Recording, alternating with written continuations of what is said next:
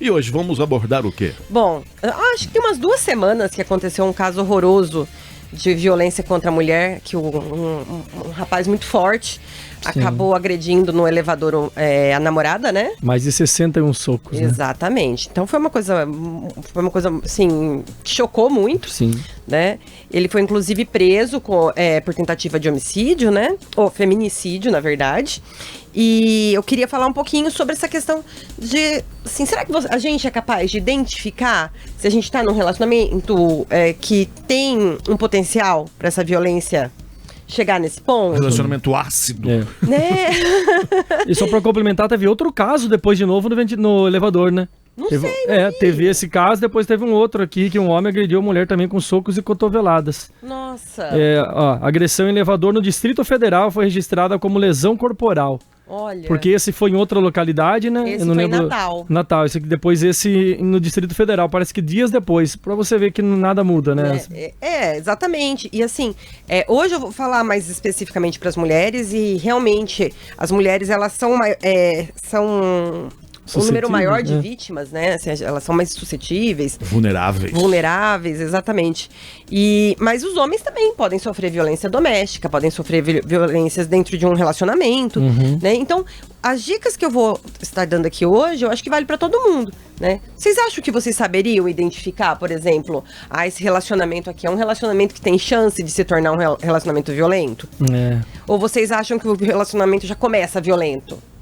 Não começa. Porque vai desencadeando, né? Vai aumentando. Vai aumentando. O cara não começa socando. Sim. Mas é na palavra, o jeito de agir. Exatamente. Né? Então, é uma crescente. Né? Ai, gente, desculpa, minha garganta tá coçando. Vamos lá. Só um minutinho. Tem que fazer assim, ó. Nossa, duro quando coça, você tem que mexer o ouvido, né? Quando ele começa a mexer na... de novo. É normal. Ó, esse tempo seco, né? Também, né? Que mas é o meu povo. Mas só complementando, depois você vai falar um pouquinho mais sobre isso, da questão de escalonar, da pessoa que você perceber que ela já começa meio abusiva e depois ela pode piorar. Mas no relacionamento, não tem aqueles que às vezes tem um pouquinho mais de pavio estourado, mas não chega a esse ponto, ou todos podem chegar? Na verdade, todo relacionamento que a pessoa não tem autocontrole, em algum momento, isso pode se tornar uma coisa mais séria. Né? Então, se essa pessoa não reconhece, eu acho que essa é a questão principal, que ela tem uma dificuldade com o autocontrole, é um problema.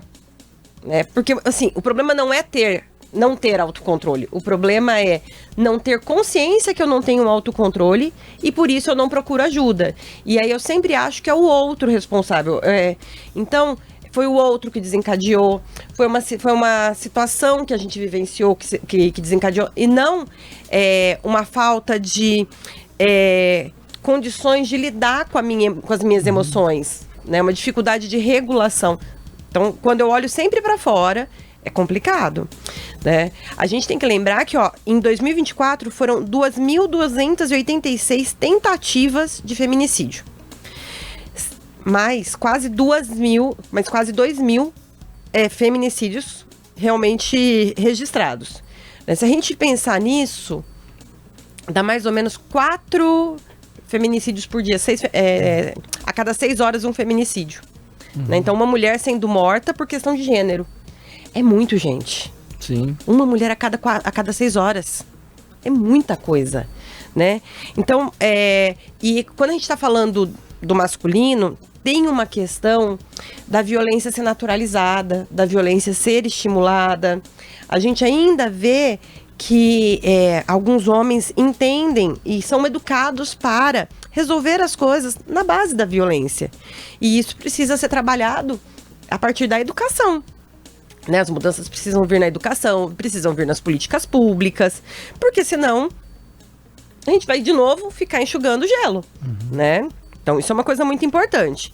E eu acho que, assim, a ideia de se você reconheceria, né, um parceiro potencialmente violento, é muito complicado a gente dizer que sim. É muito difícil a gente dizer que reconheceria esse parceiro, né? Porque, como a gente falou, a coisa começa de uma maneira mais sutil, mais leve. Começa com ciúmes, que é desproporcional. Começa com um cuidado, ou melhor dizendo... Posse. Uma posse, mas ela vem mascarada, ela vem travestida de cuidado, né? Então, assim, é aquela coisa do, me avisa a hora que você vai chegar. Mas aí, a hora que a pessoa chega e a pessoa manda mensagem, não é, ai, que bom que você chegou, que tá tudo bem. É, nossa, mas levou tudo isso de tempo? Onde você parou antes? O que você fez no meio do caminho? Sim, por que não atendeu o telefone? Tava falando com alguém? Exatamente. Tira uma foto, né? Deixa eu ver com quem você está. Haverá sinais. Exato. Tem uma música. mas o que acontece é que, pra quem tá apaixonada, isso é, nossa, olha como ele se importa comigo. Olha como ele cuida de mim. Mas isso no início do relacionamento não acaba sendo não normal, mas natural de acontecer porque a pessoa ainda está insegura no relacionamento, ela está... Ciúmes nunca é normal. As pessoas acham que ciúmes está relacionado com amor. Ai, se eu amo, eu tenho medo de perder. Então... Não, se você tem medo de perder é porque você não confia em você, você é inseguro.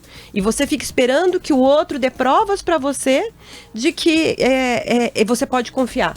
Então, você precisa se resolver com você mesmo. O outro não tem esse tipo de responsabilidade. E daí o outro acaba alimentando o problema daquele, né? Exatamente. Se agir dessa forma, né? Não, é que eu quero dizer, porque às vezes a pessoa está num relacionamento que ela não conhece a pessoa a fundo ainda. Elas estão se conhecendo. Então, no começo acaba sendo não que seja natural, mas acaba acontecendo Ciúmes, mais. Não? Ciúmes não. Ciúmes não é normal. Então, assim, se eu escolhi estar com alguém... Sim. Eu tenho que dar um voto de confiança para essa pessoa. Entendi. Eu não posso partir do princípio de que vai acontecer alguma coisa. Se eu imagino que pode acontecer alguma coisa, por que eu tô com essa pessoa? Ai, mas eu não conheço. Sim, você não conhece, você está conhecendo. Se você não conhece, como você pode achar que vai acontecer algo? Como você vai esperar o pior e não o melhor se alguém por quem você está interessado? Se você está interessado por alguém, se você tem um desejo por alguém, você vai esperar o melhor e não o pior. Então, se você está olhando o pior, você talvez esteja... projetando nessa pessoa inseguranças suas. Sim. Né? E que o outro não tem, como o Marquinho mesmo falou, não tem responsabilidade nenhuma de resolver o problema, porque senão fica alimentando, né? Eu tô cansada de receber clientes que se esforçam absurdamente para provar para o outro que não fizeram coisas. Nossa, que desgaste, hein?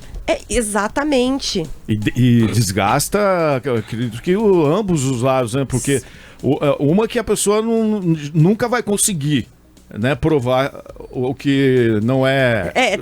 Exatamente, porque não é verdade. Palpável, né? Quer dizer de sustentar a mentira? De tentar se explicar, né? Exatamente. Sei lá. A pessoa não consegue, por exemplo, uma pessoa imagina que você estava com alguém, que você fez alguma coisa. Como é que você vai ficar provando o tempo todo que aquilo não é real?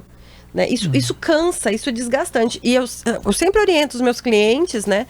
Assim, olha, você não tem obrigação de fazer isso. Né? Ou o outro aprende a confiar em você e a se regular emocionalmente, ou você vai passar uma vida inteira se desgastando para tentar provar algo para o outro que nunca será suficiente. Porque a insegurança não vem da ação da pessoa, né, por quem o outro sente ciúmes, e sim da própria pessoa. Né? Ah, porque fulano recebeu um e-mail, recebeu uma mensagem. Calma aí, gente. Ele mandou e-mail? Né? Ou ela mandou e-mail? Mandou mensagem? Não, recebeu. Qual foi a reação frente a esse e-mail e a essa mensagem? Ignorou, não respondeu, ou respondeu dando um corte, né? Então, calma aí. É motivo para ter ciúmes?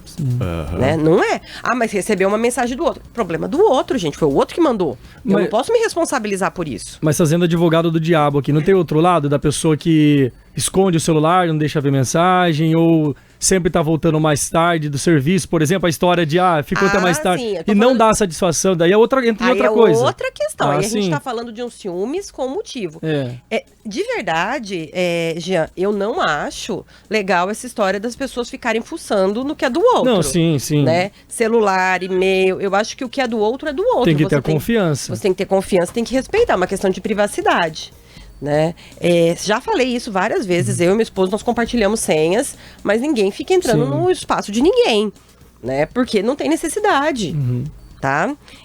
Então vamos lá, sinais de alerta que a gente estava falando, né? O ciúmes, que é desproporcional e infundado, diferente de alguém que tá sempre inventando desculpa e que pega o celular e esconde, recebe ligação e desliga, né? Então, críticas, sabe crítica?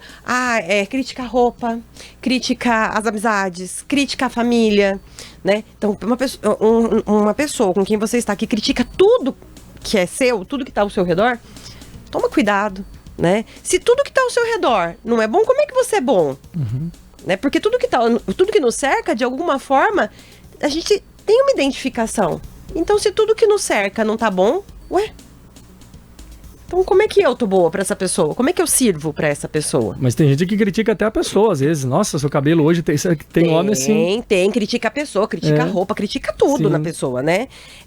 A gente falou dos cuidados, o monitoramento. Então, o monitoramento de rede social, de celular, essas coisas a gente precisa ter muito cuidado. Desvalorização e manipulação, que é o que você estava falando, por exemplo, do cabelo, da roupa. Às vezes, fala de maneira disfarçada. Todo mundo que faz tal coisa, sei lá, a pessoa ama cavalo. Todo mundo que ama cavalo é tão metido, sei lá, é tão, né, entojado. E a pessoa ama cavalo. Aí a pessoa fala assim, mas você tá falando de mim? Não, eu tô falando de todo mundo que ama cavalo. Se a carapuça serviu, né? Então, não é feita de maneira direta, mas aparece, né? Mas a minimização das agressões, sabe? Aquela coisa assim, é muito mimimi da sua parte. Imagina, nem foi tudo isso que eu fiz, né? Foi só um momento. E a pessoa começa a achar que é verdade. Que foi só aquele momento. Que a pessoa, né? Não, eu tô exagerando. Acho que eu exagerei mesmo. Foi só um momento, né? E como tem muita oscilação, hora tá bem, hora tá mal, hora tem rompantes, né, de violência, mas depois trata muito bem, a pessoa acaba ficando sob controle do tratar muito bem. E esquece as agressões. Então assim, não, ele é muito bonzinho. Quando ele não tá irritado, quando não explode, nossa, uma pessoa fantástica, né? Mas essa pessoa, ela só fica boazinha, só fica numa fase de lua de mel depois de um estado de tensão e de uma explosão. Então, primeiro, cria-se uma tensão naquele espaço, que é aquele pisar em ovos, que é a gente imaginar que tem que cuidar da roupa que eu visto, do comportamento que eu tenho, como eu olho, né? Porque senão vai dar algum problema. E aí, quando dá o problema, a pessoa olha pra você e fala, mas a culpa é sua. Porque você olhou, porque você sentou, porque você sorriu, porque você vestiu, porque o fulano olhou pra você. Entendeu? E aí, isso é um excesso.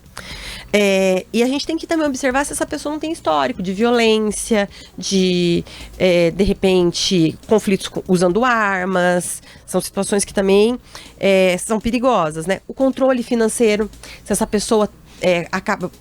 As pessoas às vezes acham assim, que lindo, ele pediu pra eu parar de trabalhar. Ele disse que cuida todo o dinheiro. Já é uma forma de controle. Já é uma forma pré-controle. Exatamente, né? E, de novo, as mulheres confundem com cuidado. É muito frequente elas... Então, assim, esse controle de patrimônio, esse controle financeiro, ele também faz com que você fique mais vulnerável e mais suscetível às investidas desse agressor, vamos chamar assim, né? Então, como que eu faço para sair de uma situação dessa? Primeiro, eu preciso me reconhecer ou reconhecer o outro como vítima. Depois, eu tenho que entender que a vítima não tem culpa, né? Que também é uma questão, porque você fica ouvindo tanto que foi porque você fez, porque você falou, porque você agiu, que você entende que a culpa é sua. E aí você precisa começar a buscar ajuda. Primeiro, falar com pessoas ao seu redor que são de confiança, então familiar, amigos. Se você se sentir ameaçado, ligar para um 180 ou, se for uma coisa muito eminente, assim, um risco muito eminente, para o 190, né, que é a polícia militar. Registrar um boletim de ocorrência, solicitar as medidas protetivas que você tem direito, segundo a Lei Maria da Penha. Buscar uma delegacia que é especializada. Hoje a gente tem as delegacias da mulher, né, que são especializadas nisso. Tentar deixar dinheiro guardado, roupa, com alguém de confiança, porque se for um caso extremo, talvez você precise se esconder. Talvez você precise para se proteger mesmo, para salvar sua vida, né? Tem situações que são assim. Buscar apoio psicológico. Hoje em dia nós temos profissionais de psicologia especializados em trabalhar exclusivamente com mulheres. Porque é um contexto diferente do contexto masculino. Não que os homens não precisem, né, de cuidado, mas a gente tem mulheres que trabalham com mulheres porque entendem que é um nicho específico, com necessidades específicas, né? E criar estratégias de proteção. Então, buscar redes de apoio. Saber com quem contar, saber se você vai conseguir ir para um outro estado, de repente, para uma outra cidade, coisas nesse sentido. E existem estatísticas de homens que procuram ajuda? Porque é difícil a gente, às vezes, né, saber. Não, o cara assume que ele tem esse problema, né? Mas as mulheres que procuram ajuda, né? Exatamente. Olha, eu não procurei essa informação. Eu vou estar mentindo pra você se eu falar sobre quantidade, assim. Eu não sei. Mas eu acho que é muito pouco. Até porque a pessoa, ela não consegue enxergar aquilo que ela faz realmente como um comportamento abusivo. Muitas vezes, a pessoa, quando ela se dá conta, ela até se assusta. Porque aquilo foi naturalizado, às vezes foi aprendido, ele vai aumentando porque ele vai sendo selecionado. A intensidade daquilo vai aumentando porque aquilo vai sendo selecionado ao longo do tempo. Né? Então, isso causa um impacto muito grande na vida da outra pessoa que está se relacionando, mas também na vida da pessoa que é abusiva, né? Porque ela vai sempre tendo que criar novas estratégias de controle. E isso é muito ruim, né? Então, assim, de uma forma geral, o que eu gostaria de deixar para vocês, que violência não é só uma violência física, que a violência ela pode vir a partir de violência psicológica, pode vir a partir do controle financeiro, do isolamento dessa vítima, pode vir de humilhações, então, de diversas formas, né? Então, amor que machuca não é amor. É violência. Amor não é para machucar a gente, né? E violência não se combate com silêncio, né? A gente precisa agir, precisa falar sobre isso.